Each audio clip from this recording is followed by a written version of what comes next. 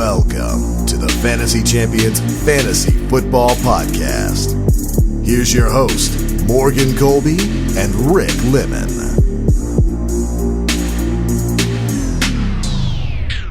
Welcome to the Fantasy Champions Fantasy Football Podcast. My name is Morgan Colby. I got Rick Lemon right across from me. What's up? If we sound sick, it's because we are. Yes. We are recording a fantasy football podcast for you, extremely under the weather. I'm only sick because I lost one of my weeks because Jared Goff had minus fantasy points. Yeah. And I still scored 150. Was he at home?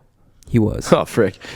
It is Tuesday, October 15th. We have completed week 6 of the NFL season.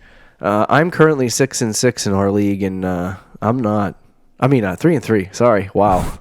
Jumping the gun. Yeah, 3-3, and I'm not happy about it because I'm 4-2. I'm supposed to be good. So I'll take it. I should be better, but Stop. You'd never running back for 30% of the that's season. true. I didn't. We got a lot to get to today. Waiver wire ads, streaming options, quick reactions from the week. We're going to start with the news, but first, holy crap. So hard to say, but first. Be sure to do the following. Check out our website at thefantasychampions.com. Go to Twitter and Instagram. Follow us there at the FFChamps on Twitter, at the Fantasy Champions on Instagram. Like us on Facebook at facebook.com/the Fantasy Champions. Subscribe wherever you listen. Apple Podcasts, Spotify, Stitcher, YouTube, Google Play, all of them. Leave a review. Please leave a review. And share this podcast with your friends. Let's get to the news. So I thought this piece of news was rather interesting to start. Free agent Jay Ajayi. So I haven't heard that name since last year through the first. It's been a while. He was a top 7 running back through 3 weeks last year before he tore his ACL. And then since then, he's not been anywhere. Did his contract expire or did they cut him? I don't remember. I think it expired. He became a free agent. So I kind of thought a team. Now, obviously, he's been dealing with knee injuries, and that's a little bit concerning. But I thought a team would have picked him up by now, not because he's good, but just because, I don't know, I feel like a lot of teams in this league, like starting the season, the Buccaneers had Ronald Jones and Peyton Barber coming off maybe 2 awful seasons. Yeah. And you had Jay Ajayi out there. Like, why not? Give him a call and say, why not come in for a workout at least? Right. Like, I don't know. I don't know why they didn't bring him in. But there is a report that he is going to try to start working out for teams next week. We are midway through the season. I wouldn't expect him to be signed until after the trade deadline, and teams positively know they can't get anyone, but there are a few teams out there that are a little bit running back needy.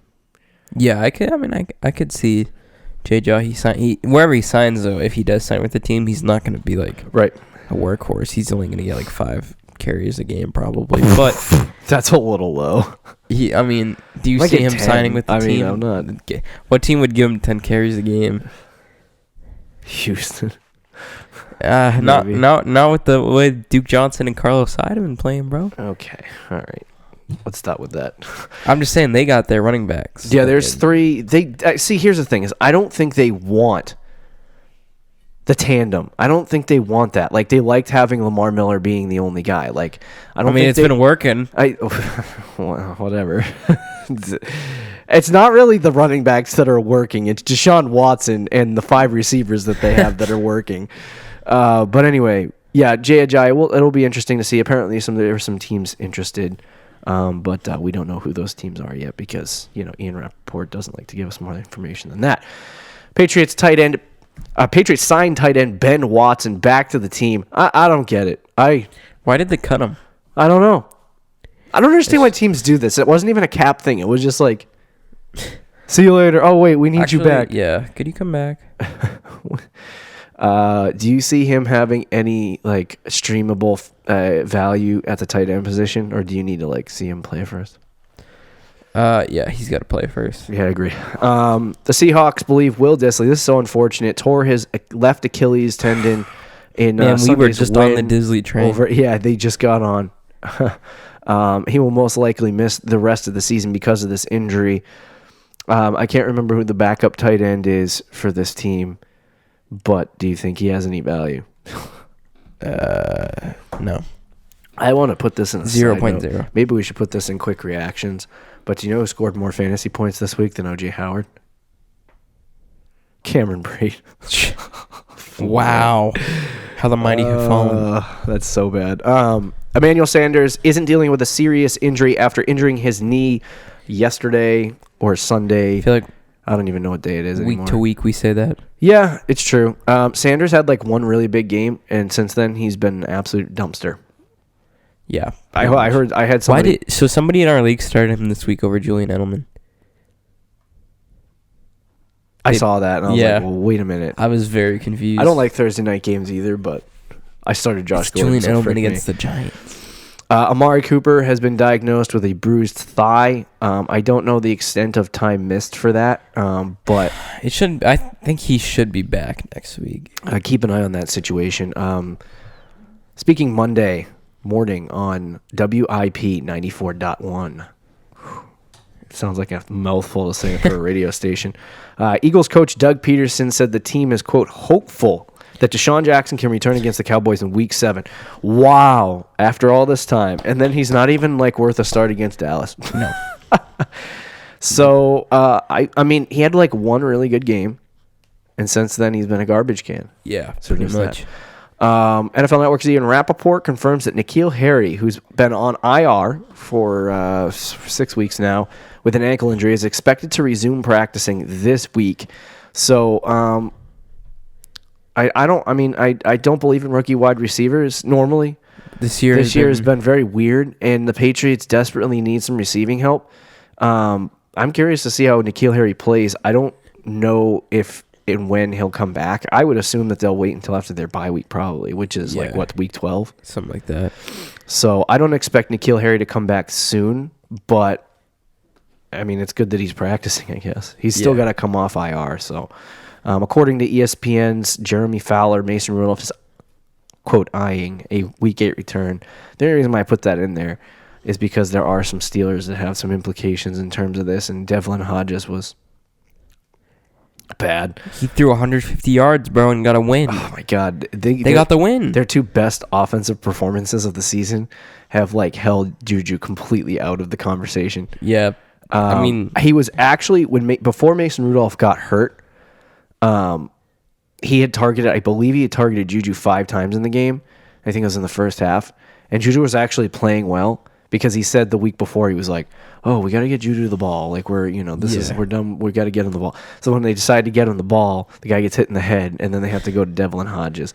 I started Juju, and I maybe should have started Diggs or somebody else, because I'm a clown. I started Juju because I actually don't know. I thought Devlin Hodges was just going to completely I tried to tell you, bro. I warned you. I was like, maybe I should. And if I did, I would have won this week. I was if like, I started Diggs. You were like, Juju's not a bad start, dude. He'll do good. Like, it's not my fault that Josh Gordon broke his leg or whatever, or hurt his knee in the first half of the game on Thursday night, and I started him. That's not my fault. It's completely my fault that I started Juju. I told you, bro. I laughed at you. I did. I was like, Devlin Hodges is the starting quarterback. Hey, who knows? I thought maybe he could have like. He was just. I thought he could have a Gardner Minshew game. So much for that. Yeah. So much for that. It amazes me, and I don't want to spend too much time on this Juju thing, but it amazes me how you can have such a talented receiver and just completely not utilize him. I don't know if that's just the quarterback being a complete idiot or them, like, not getting him the ball. Like, I'm noticing that guys like Deontay Johnson and their third-string wide receiver, whose name escapes me, are getting a lot of work in that offense, and Juju had like 3 targets last night. And it's like, why are you not getting your best receiver involved? Because he's the one getting covered. See, you can't always make that excuse, though. People are making that same excuse for DeAndre Hopkins, but what was the excuse last year when Hopkins was going off and everyone knew he was good? You know what I'm saying? Like, yeah. You can't always make the cornerback. Well, I think it's because the quarterback. If Juju was going to be a number 1 wide receiver like we thought he was going to be, then the cornerback shouldn't be. He's one of the best route runners in football. He should be able to get away from a defender no matter who it is. But he's struggling. That's just all the quarterback then, because he like looks at Juju and he's like, oh, he hasn't escaped yet. I'm nervous about getting hit, so let's look at Deontay Johnson. If it's a comfortable quarterback, they'll probably give it to Juju as much as possible. Yeah. But somebody who's just in there, they're just trying to like hit the open guy, run the plays. Yeah, pretty much. So I'm a little bit concerned about Juju. I don't know if this has any stake in the game, but what's his name? Mike Tomlin said that they don't want to be cute anymore with their offense because cute's not going to win games. And so I take cute as throwing to Juju. I don't know. We'll see what happens with that offense. But James Conner did have a good day. We'll talk about that probably a little later. But according to NFL Network's Ian Rappaport, Cam Newton is not a lock to return as Carolina's starter. I saw this yesterday. No one talked about it. Nope. There's also something came out. Hold on a second. I know Cam Newton's been bad, but like... There's actually... Bleacher Report was tweeting about this. If Carolina sticks with undefeated starter Kyle Allen, the market for Newton would be robust with as many as 10 teams interested, an AFC GM told Mike Freeman of NFL. Okay, so back the truck up. There are 10 teams in the NFL that want to change quarterbacks. There are 10, not necessarily. The Patriots could be interested in Cam Newton. Oh, that would be a disaster. Not because I don't think he'd be good, but because... No. It's just 10 teams that are interested in him. Yeah. I thought that was interesting. Another source said, no one really saw this coming, and now it's a tough decision for Carolina. See, I actually don't think Kyle Allen is as good as Carolina and everyone thinks he is. I don't think he's... Like, would you move on from Cam Newton because you think Kyle Allen's the starting quarterback? I don't love Cam Newton, though, either, so I'm not... Fair. I don't know if he hasn't been awful though. Like he led this team to a Super Bowl and he's been a good quarterback. He's not like awful. He hasn't been good in like he's 3 clearly years. Better than like probably 50% of the league. So that's why 10 teams would be completely interested. He's not a bad quarterback. He's just last year he was dealing with a shoulder injury that made him throw lame ducks, and this year I don't even know what the problem was. He's just injury prone then. Yeah. He hasn't been good in 3 years. Well, I mean that's just since he really won the MVP, actually. So you would rather have Kyle Allen? I didn't say that because I don't know if Kyle Allen does have 7 touchdowns, 0 interceptions, and 900 yards, and is 4-0 as a starter. They're 4-0? Yes, they're 4-0 since Kyle Allen has taken over. Wow, that's kind of snuck under the radar. Interesting. Well, as far as fantasy implications are concerned, what if you go into like Washington? Oh, gosh. Yeah, that would be bad. That's all we got for the news, unless you have anything that you... no, that was pretty much a burning desire to talk about. Let's move into our quick reaction segment. I just want to discuss a few topics. Now, we'll start with Sam Darnold's return because everyone was talking about how Sam Darnold beat Dallas, and you and a group of our friends were like, oh, the Jets are legit. And I'm like, let's back the truck up and remember, Dallas has blown the last like 4 games. They've been awful. And the Jets are probably going to lose next week, too, because they're playing the Pats. Yeah, they're going to get swamped. That should be an interesting game. Darnold looked really good, though. I don't necessarily like the aspects of Darnold as a fantasy quarterback, at least for this year. Yeah. I mean, he might be a good streaming option against really good matchups because I think he does play Miami. Twice. Yeah. So it's like you could probably stream him in that aspect. But the reason why I like Darnold more specifically is because he's going to like that offense looked so much better with him in it. Oh yeah, it was like night and day from when you watched it before. So guys like Jamison Crowder and Jamison Crowder I think had 12 fantasy points and Robby Anderson had 21 fantasy points. Yeah. I think that they're obviously going to get a bump. I was expecting a little bit better of a performance from Le'Veon Bell, but that'll probably come over time. So it's like that whole offense is just going to be better in general than they have been in the past with Sam Darnold as the quarterback. So it's not necessarily that Sam Darnold's like going to be a great quarterback for you to have on your fantasy team, but if you do have assets from the New York Jets offense, they are not completely worthless at this point. Yes, especially with Darnold back. But looking at their schedule through the second half of the year, talking about league-winning players, right? I don't know which one it's going to be, but you could very well have Jamison Crowder or Robby Anderson be league winners over the second half of the season. Like, they could be wide receivers that end up in your flex that get you like 15 to 20 points a week that everyone's like, well, where did that player come from? Yeah. It's like, why are you starting Robby Anderson? Why are you starting Robby? He has like 5 straight 20-point games. Like, that could be a situation that happens just because of the ease of schedule towards the second half of the year. Don't expect it this week, though, against the Pats. No. They're going to be like, oh, the fantasy champions told us that Jamison Crowder can be a league winner, so I'm going to start him this week against... No. When the easy games come, one of those guys is going to go. Now, we were having this debate before the show started of whether it's going to be Robby Anderson or Jamison Crowder. I personally believe it's going to be Robby Anderson just because the depth of target and the air yards that he's going to get. He's going to get a lot more air yards than Jamison Crowder is going to get. And he's also going to probably get the red zone target share. He's going to get a lot more red zone target share than Jamison Crowder is. So I would say Robby Anderson is the guy that you want to look for. But you disagree just because you think he's going to get a plethora of targets. I mean, I think they're both going to get the same amount of targets, to be honest with you. And I don't. I think you're right though with the fact that Anderson's going to get more yards. Like that, I think that's fair. And I don't know if he's going to be necessarily a red zone threat, but he'll be more of a red zone threat than Jamison Crowder. I'll give you that. I think Jamison Crowder. My problem is what's king in fantasy football? Touchdowns. I don't care about you can catch in PPR. I don't know a touchdown. I don't know. Okay, so I mean it is technically king, yeah, but a touchdown gives you 6 points. Right. If Jamison Crowder catches 100, but you can't. I'm going to give you this. I'm going to give you this metric. Catches I'm going to give you this metric. If Jamison Crowder catches, right now, I would say that his average yards per target, not average yards per target, average yards per reception is right around 7 to 10. So let's just assume that it's the high end and it's 10, right? 10 yards per target or reception. If he does get that, right?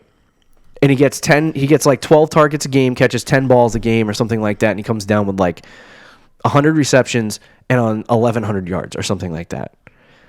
If he does that and he catches 3 touchdowns, the guy only gets 150 half PPR fantasy points, roughly. Or 160 half PPR fantasy points, somewhere around there. Whereas Jamison Crowder could catch 85 to 90 balls. I don't think... And the difference, I think, is going to be a lot bigger than that. See, I don't think the difference is going to be Crowder has 8 catches. Anderson has 8 catches in the 2 games that Darnold's played. Crowder had 20. See, I think even if he gets 80 to 85, he's going to have 12 to 1,400 yards, and he'll probably have 6 to 10 touchdowns. Whereas I don't even think it'll be that Jamison high. Crowder is probably going to get 3. Crowder's going to double. You're reacting. I understand catches, I understand that the 100 receptions or whatever he might get this year. He won't get that because of the games that Darnold missed. But I'm talking about Jamison Crowder. Pace it. I know. If you pace it out to a full season, if Jamison Crowder does get 100 catches, right?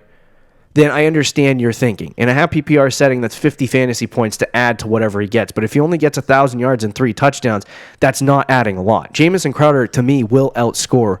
Robby Anderson will outscore Jamison Crowder this year. I think you're overvaluing the targets. You're also treating it like Anderson's going to get 10-plus touchdowns to Crowder's 3. I don't think it's going to be like that.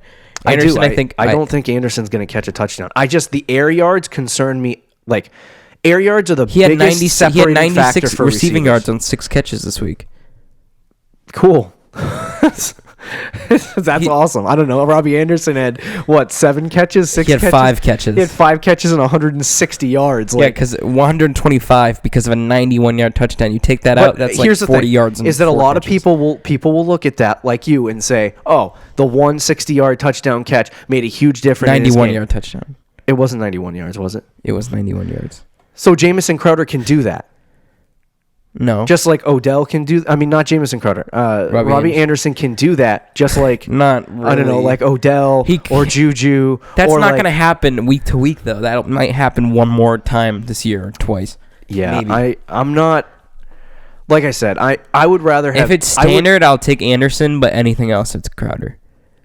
To me. See, you're overvaluing the... You're treating Anderson like he's going to get paced out to a season. You said 80 catches. I don't think... Crowder, to me, is going to double what Anderson gets in catches or close to it. So, in order to targets, get 100 catches for him, right? 100 catches for...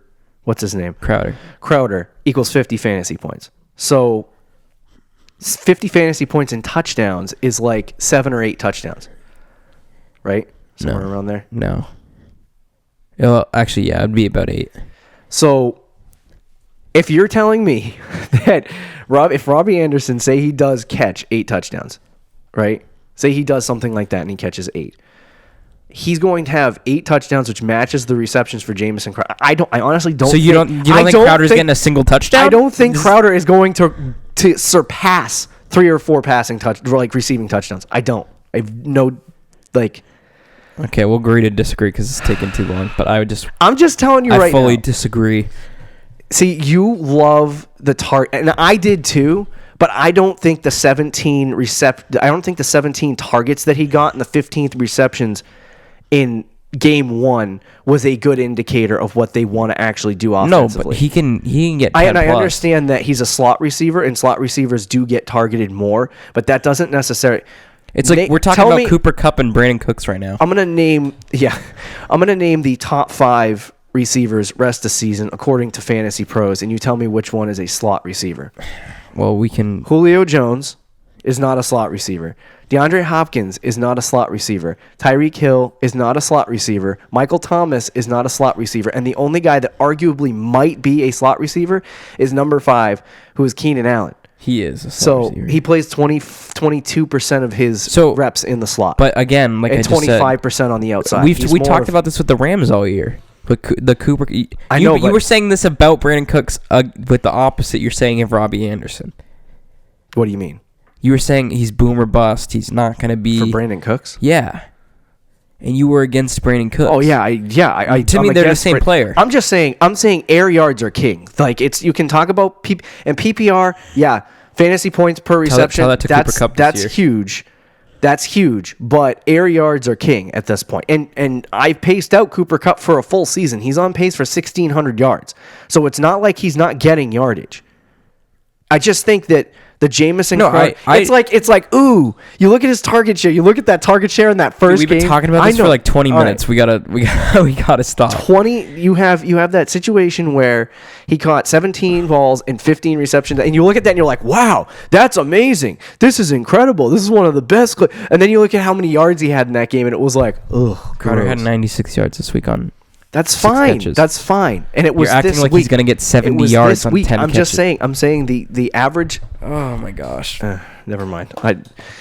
You're like I said, I cannot believe coming into this season, it was clear in a way that Robby Anderson, if you had to choose a wide receiver as a part of coming into the year, a lot of things. Robby Anderson was the number 1 guy, and then like freaking Sam Darnold went down, and all of a sudden, based off one game, Jamison Crowder was the number 1 receiver for the Jets, and he's not. The number 1 guy on the depth chart right now is Robby Anderson. The number 2 guy on the depth chart, who's the slot receiver, dude, give him a rest. We've been talking 25 minutes about this. It feels like, at least. Jeez.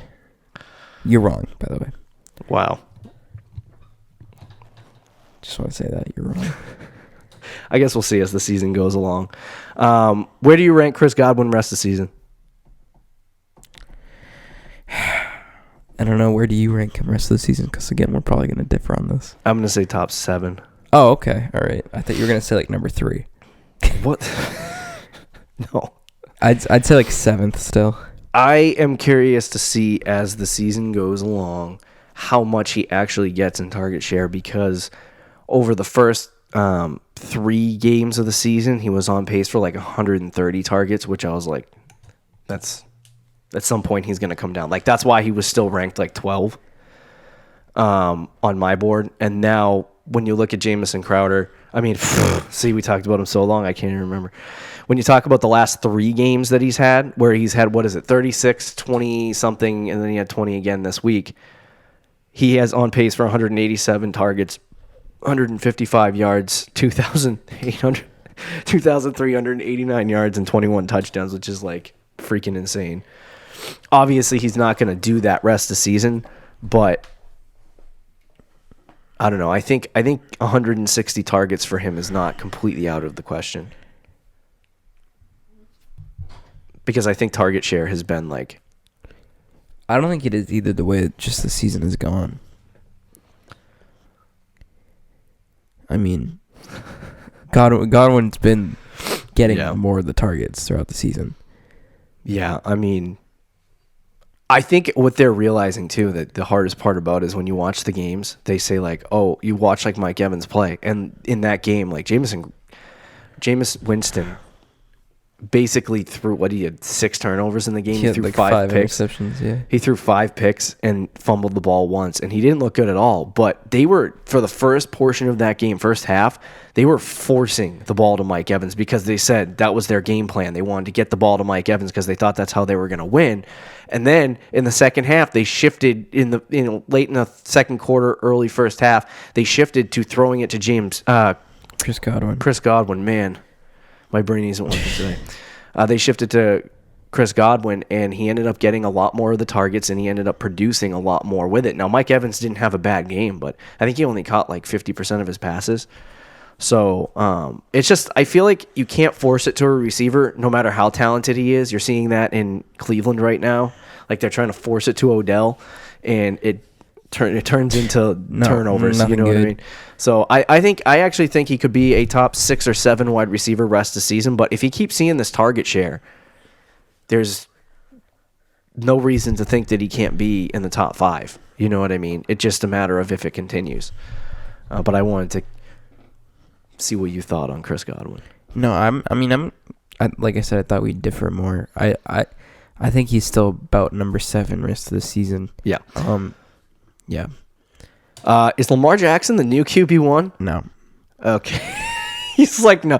The guy rushes it so much. I know. He's starting to go back, and it's like, you think it would be bad for him. But the fact that he can throw and run the way that he is I don't think he's top 3, actually. I think he's 4th. Really? On my list, yeah, he's 4th. Behind Mahomes, Russell Wilson, and Deshaun Watson. And Mahomes and Deshaun Watson, yes, but I don't know Russell about Wilson. He's number 1 right now. He's in a division with a lot of really good teams. That's true. He has to play the Niners. So it's been fantastic. And but Dallas's defense hasn't been awful. Do you want to hear what Russell Wilson's numbers been week to week? Oh, he's been spectacular. Other than 18 week 1, he had 27, 43, 15, 33, 30. He's been good. He's been extremely consistent. Lamar Jackson is legit though. Like you're starting him week to week. Yeah, right. I mean, he's currently through 6 games. Lamar Jackson is the number 1 quarterback in fantasy. Number 2 is Russell Wilson. Number 3 is Deshaun Watson. Number 4 is Matt Ryan, and number 5 is Patrick Mahomes. If Patrick Mahomes finishes 5 or 6, I'm pulling that clip when I said he was going to be 5 or 6 out. What were you just looking at there? Like what was that? Fantasy Pros that said? Yes, our league is 5-point touchdowns. Yeah. So we split the difference on the 4 to 6. Some leagues have 6 touchdowns. Some leagues have 4. We're 5, so that's how that works. But these are the 4-point touchdown numbers, which is like 90% of leagues. Which is actually better for Lamar Jackson. Which is way better for Lamar Jackson. So he's the number 1 quarterback right now in fantasy football. I don't think he's going to be the QB1 this year. I think if anything, I think to me the only person that can do it consistently at this point is probably Deshaun Watson and Patrick Mahomes. Mahomes has been relatively mediocre the last 3 weeks. Like, he hasn't been bad. He's been good for fantasy. Like, what is it, 18, 19, and 21? Like, it's not bad. But he hasn't been what you drafted him to be. So, to me, I think Lamar Jackson has a chance to be the QB1, but I wouldn't run out and predict it. Right. Do you have anything in terms of thoughts that aren't listed? I do think you're sleeping on Russell Wilson a little bit. I'm not sleeping on Russell Wilson. I think he's a top 3 quarterback. I just think Lamar Jackson can outscore him this year in terms of fantasy. Tyreek Hill came back, scored 2 freaking touchdowns. We'll probably talk about him on the boom or bust program for tomorrow. But I just, like, what was it, his first catch back, and he freaking scores a touchdown. Yeah. Was it something? Was that true? It was that, yeah. I'm like, this guy's, what the frick? It's like Mahomes got his toy back, and he was like, I'm just going to give it to him 10 times and just keep going. And he only caught, like, what, 5 balls? Yeah, he had 5 catches on 10 targets. Yeah, I think Mahomes is forcing it to him a little bit, but I think he's happy to have Tyreek Hill back. But he's caught 2 touchdowns. He's going to be that boomer bust player that we expected him to be. Against good matchups, he'll probably explode, and then against bad matchups, he'll probably crap the bed. But do you have any thoughts on Tyreek Hill's return? Dude, I'm just happy that I have him in my second league. Scored 27 points in PPR. Turn up. No, I think it, like, long He's run. like, turn up. No, I think He's like, I was going from fantasy football player to like analyst, transitioning. He's gonna help Mahomes too. Yeah, I agree. This week I'm surprised it didn't help more because I think he had finished with like 20 points. He just had so many incompletions this week, but long run it will help out Mahomes. Will it affect Travis Kelce? Because he hasn't been that good this year anyway, to be honest. I think actually, to be honest with you, with Tyreek Hill back, I think it's going to help Travis Kelce. I was actually thinking the same thing. And it's only because Travis Kelce has had literally, he's not a great run blocker. He's not a great pass blocker. He's literally in there for pass catching, right? So he usually, even like when he's on the field, he can run routes from putting his hand in the dirt, but he's usually motioned out to the slot. Yeah. And so he's been playing corners all year, which is usually a mismatch, but when you're a good corner, you can beat the guy. So yeah, I mean, I think Kelsey's probably going to be better. Okay. That was just my question. I did want to bring up one guy, and I'm trying to friggin' find him here. Patrick Mahomes' schedule and Tyreek Hill's schedule rest of the season is not good. Is it really? So he has Denver next week, who ranks number 3 against quarterbacks. So they give up the number 3 least amount of fantasy points. And then Green Bay is number 6, Minnesota's 12, Tennessee is 8, Los Angeles is 9, Oakland is going to be like he'll probably get like 40. New England 1, Denver 3, Chicago 5, and then Week 17 against Los Angeles is number 9. So there's going to be some bad games for Mahomes. There's like one good game over that. And some people would say like, oh, the Minnesota games is pretty good, but like even the Minnesota game's kind of gross for him too. Yeah. So it's like, there's a lot of tough games in there for Patrick Mahomes and Tyreek Hill. So they're matchup proof. You know, I'm not worried about Mahomes crapping the bed, but it just fits into the regression thing that we've talked about in the past. Right. So I'm not worried about Tyreek Hill, but he is boom or bust. And he is. If he faces a tough defense, like the Patriots wrapped that guy up in the AFC Championship last year. Wrapped him up and put a bow on him. That's true, but in the regular season Week 16, Tyreek Hill, if he gets like 3 well, that was when they had Kareem Hunt. When the Patriots had to worry about a running back. Now they don't really have to with Damian Williams being absolute trash. And then the final thing is Marcus Mariota got pulled. Maybe done as the starter in Tennessee. They're going to announce their starter.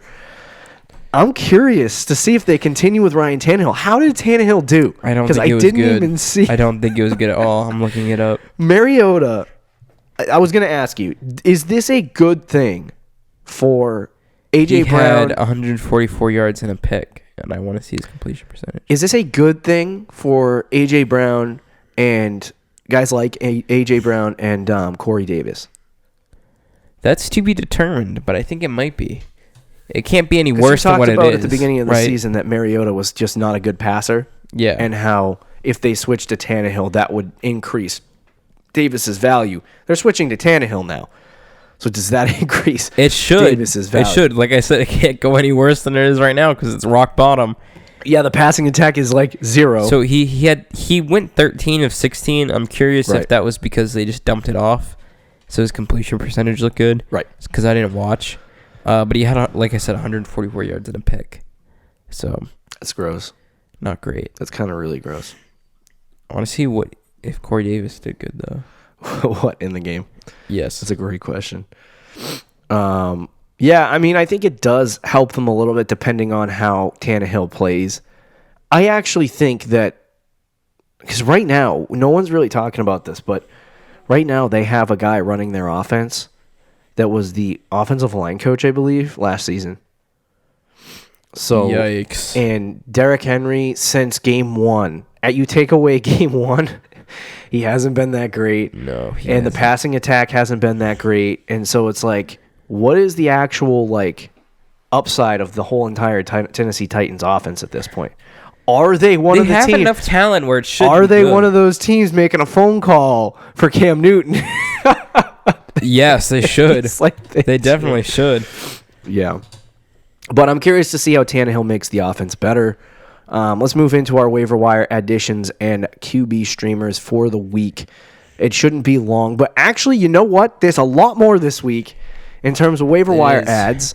So let's start with the running back position. Latavius Murray didn't have a bad week. He's owned in 47.5% of leagues. Now, I can't remember. Did Alvin Kamara end up playing this week? He did. Okay, all right. He didn't do great, though. They were trying to get him.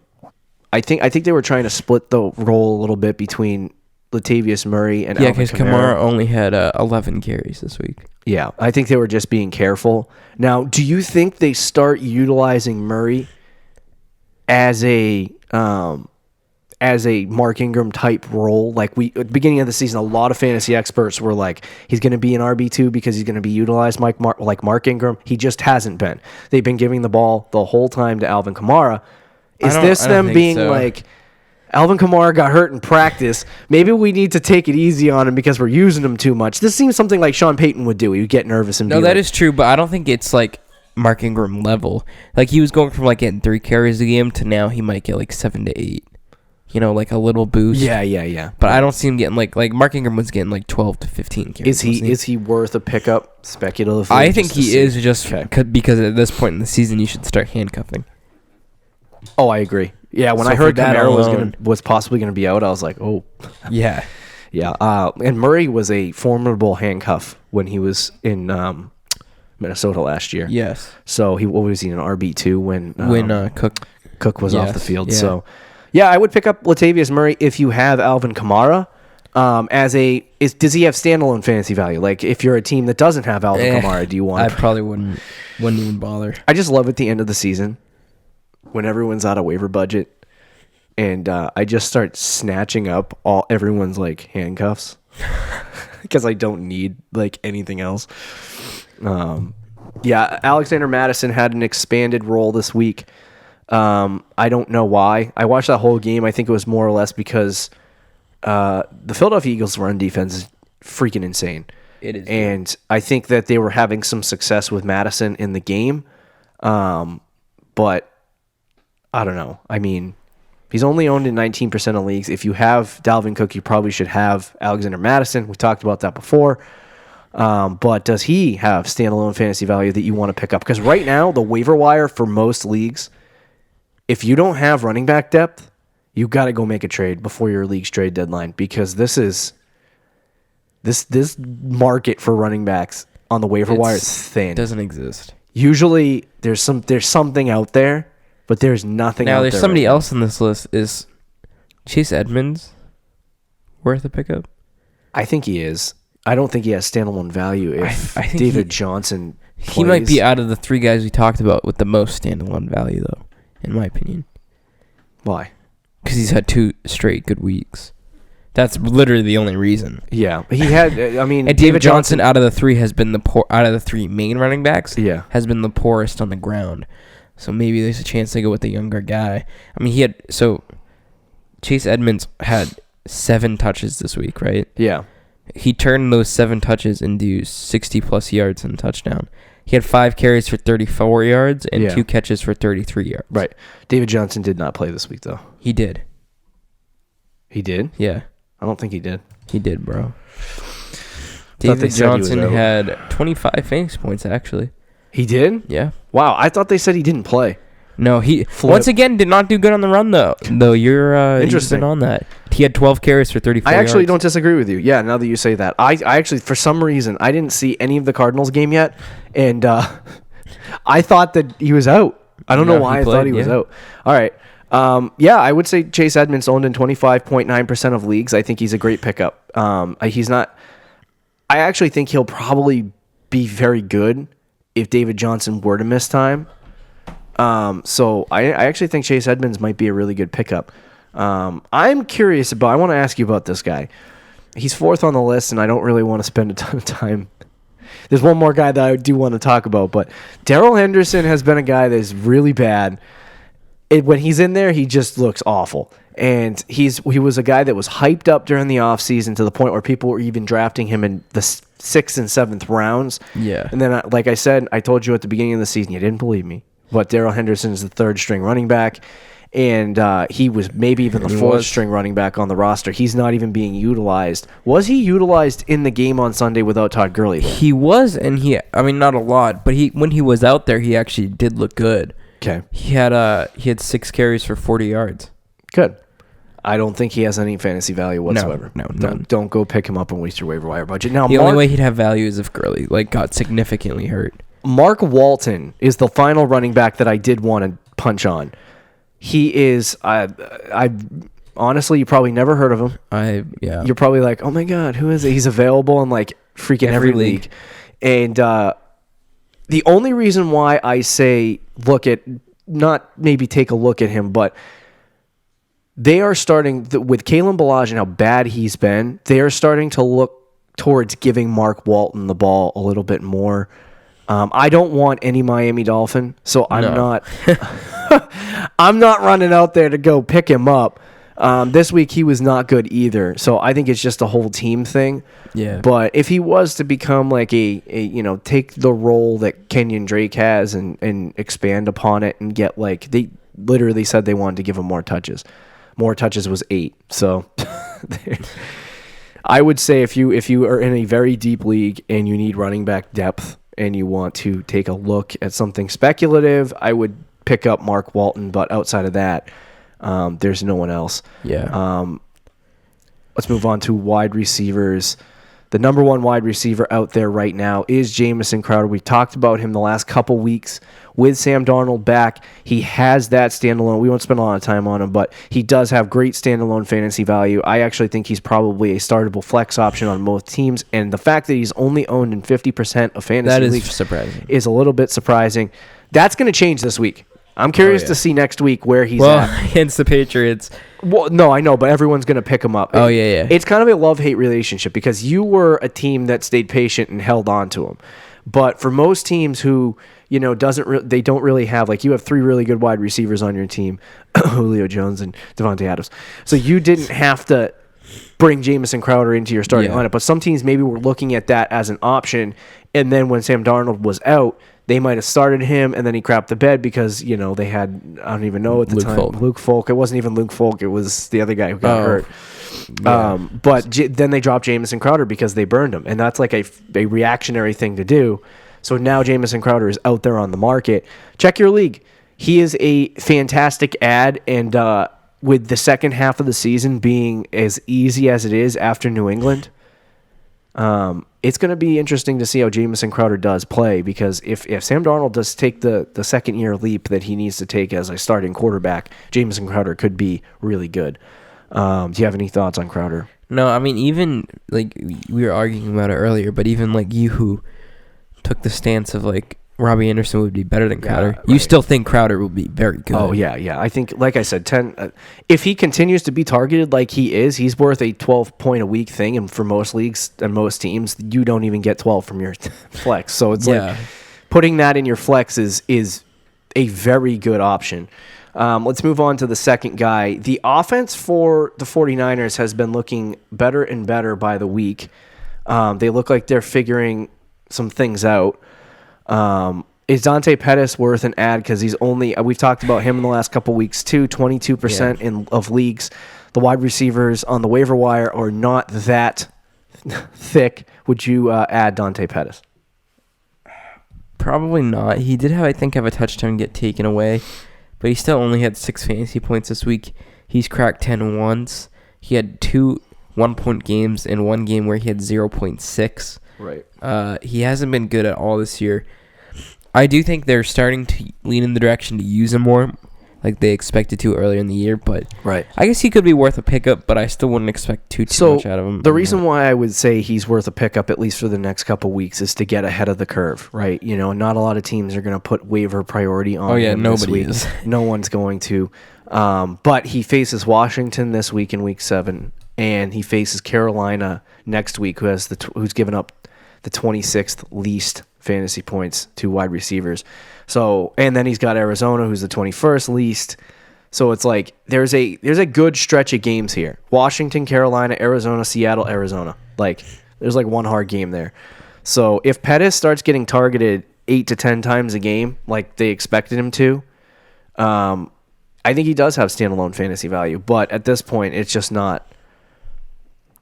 I think it's worth picking him up this week to get ahead of the curve because he'll probably get like 10 to 15 fantasy points next week and be one of the most picked up guys on the waiver wire. Yeah. So get ahead of it and pick him up this week. Washington's a terrible matchup. He might even be worth a low end start just because of how bad Washington is against the pass. But yeah, I would pick him up. What about Auden Tate? I'd take Tate over Pettis right now. Okay. Even with what if if AJ Green comes back, I don't know, but yeah, I think there's a good chance they're gonna trade him. So, I mean, since John Ross went down, okay, he's consistently at like around 10 points a week. Okay, which isn't great or anything, but for someone who's on the waiver wire, that's not that bad. Last week he had 12 targets, 5 receptions, 91 yards. I'm so pissed as a Tyler Boyd fan. That's not a great it's not a great number in terms of catch percentage. No, it's not. But 12 targets is a lot. Since what is it? The second guy, what's his name? John Ross went down. Yeah. Weeks 3 through 6, I believe. I think it was, yeah. He's had 10 targets, 6 targets, 6 targets, 12 targets. Over that course of time, he's had 9 fantasy points, 7 fantasy points, 10 fantasy points, 11 fantasy points. So Auden Tate, definitely worth an ad. I don't know why you didn't pick him up last week when we told you to, but what's his upcoming schedule look like? That's a question. He's got Jacksonville, LA, Baltimore, Oakland. Not bad. It's not awful. I mean, we'll see what happens with Auden Tate. He's if they do end up trading AJ Green, which is it's at this point, I from what I've seen and heard, that's entirely unlikely. So, if they do trade AJ Green, Auden Tate becomes a really good value. But Auden Tate is basically playing the AJ Green role right now, like John Ross was. Yeah, pretty much. Tyler Boyd, like a lot of people are like, oh my God, what happens when AJ Green comes back? Tyler Boyd's going to take a hit. No, he's a slot receiver. He's not going to take a hit. He's a completely different role. So Auden Tate, yes. 2 more guys I wanted to talk about. Deontay Johnson. I don't really want any receivers in the Pittsburgh Steelers offense, but for some reason Deontay Johnson has been targeted. If you're in a deeper league, he might be worth a speculative ad because he and Mason Rudolph seem to have a little bit of a connection there too. And then the only other guy I wanted to talk about was Cole Beasley. There is one actually. Oh, guy. All right. We'll talk about Cole Beasley first and then go to that. Okay, you can talk about Cole Beasley. So Cole Beasley, I just wanted to see what his numbers were this week. If I could freaking autocorrect Blues. All right, you talk about your guy while I'm figuring my situation out. He's the number 10 on this list. Okay. It's N'Keal Harry. N'Keal Harry is only owned in 6% of leagues. You like N'Keal? I don't love N'Keal. You like N'Keal, bro? But considering the potential that he could have, right, and that fact that he's pretty much owned in every single league, I do like that. The Patriots, as you said earlier, kind of need receivers. There's a chance. Did we get any news about Josh Gordon, by the way? Do we know what happened? He's fine. Oh, he's fine. Yeah. He's still. You can see that he's been battling something all year. Right. So even so, it was a minor knee injury. Was it? And he's just he has 12 days to figure it out, so he should be fine. Yeah. But if Josh Gordon does get hurt or somebody else in that offense does, N'Keal Harry could be a big role once he comes in. And this is, as you said, getting ahead of the curve. If you pick him up now, yeah, I think in a few weeks, maybe by like week 12, week 13, that could look pretty good for you. Now, this is why I would catch the Beasles. Okay. And go get Cole Beasley. So he's had 3 10-point games in those. In 4 games, he's had 9 or more targets. In 3 games, he's had 10 or more fantasy points. This week against Tennessee, or this past week in week 5 against Tennessee, he had 3 targets in total, so that wasn't a good game. But he does have Miami, Philly, Washington, Cleveland, and Miami coming up. So his end of season, weeks 12 through 17, that's relatively hard. He's got New England the playoff schedule against Baltimore, Pittsburgh, and New England is not easy in terms of matching up against wide receivers. But over the next 5-6 weeks, he's got easy matchups. So if you're looking at a guy like, Cole Beasley, and he's sitting there owned by only 21% of leagues, and he's getting around 7, 8, 9 targets a game, I think he's worth an ad. Because if he does go off in the next 3 or 4 weeks, some idiot might be like, oh, I need a wide receiver, and then you can sell him to him. I wouldn't hold on to him rest of the season just because of that pitiful schedule at the end, but I think that he's good enough to add at least if you need a flex option, he might be worth an add, especially if he's getting 10 targets a week, you know what I mean? He's a slot receiver there. He's Josh Allen's dump-off guy, so we'll see what happens as we go along in the season, but I think Cole Beasley is worth an add. Let's just quickly talk about some tight end options. Are there any tight end options? No, not really. It's Chris Herndon for the 10th straight week. Yeah, Chris Herndon for the 10th straight week. There's literally no one. Ricky Seals-Jones, maybe, but I mean, that's in Cleveland, and their offense looked okay this week. Yeah. And then Dawson Knox has been somebody that people have been talking about and thinking about. I'm slowly losing my voice here. People have been thinking about picking up. He's only in 5.8% of leagues. He might be worth, with that easy schedule I just discussed for the Bills, he might be a little bit easier of a pickup, and like no one's going to spend any waiver budget on him, but he's going to be against Miami, Philly, and Washington the next 3 weeks. So if you need a tight end for 3 weeks, there's your guy. If you got your tight end on a bye week, there's your guy. So we'll see if he's targeted. It makes me really nervous when I tell people what to do with tight ends because people get so angry when you get it wrong. But I'm like, who in this world will get a tight end right? So I'll just throw poop at the wall and hope it sticks. Let's move into our quarterback streamers of the week, and then we will move into. We'll close out the show. Okay. So my QB streamer of the week is Josh Allen against Miami. Their acronym or whatever you want to say is MIA because that's what they've been as a team all year. And Josh Allen has an extremely easy schedule. If Josh Allen is on your waiver wire, which I believe he's only owned in 50.7% of leagues right now, if he is on your waiver wire, pick him up. I just talked about the Bills. Next 5 games. If you think Josh Allen is going to break out this year, it's going to be in the next 5 games. It won't be at the end of the season. It's going to be in the next 5 games. 5 for sure. So he is a solid streaming. We could literally put him as a streaming option for the next 5 weeks. Yeah, like I'm very solid. He on won't that. be because he's going to get owned right very quickly. Very quickly, yeah. So pick him up this week. Get Josh Allen. You might be even after he goes off, you might even be able to trade him to a QB needy team for a bench option or something like that. So, pick up Josh Allen, start him this week. That was the guy I wanted to choose, so I had to do some. And I spelled it wrong too. Yeah, I butchered the spelling on his name. For me, if he's available in your league, I think the streaming option is Jimmy G. Ow. MVP. He hasn't been great this year. Jimmy Garoppolo? He's been very up and down, but mostly downs. Jimmy Garoppolo. But he's playing the Redskins this week, which is a very, very good matchup against quarterbacks. Right.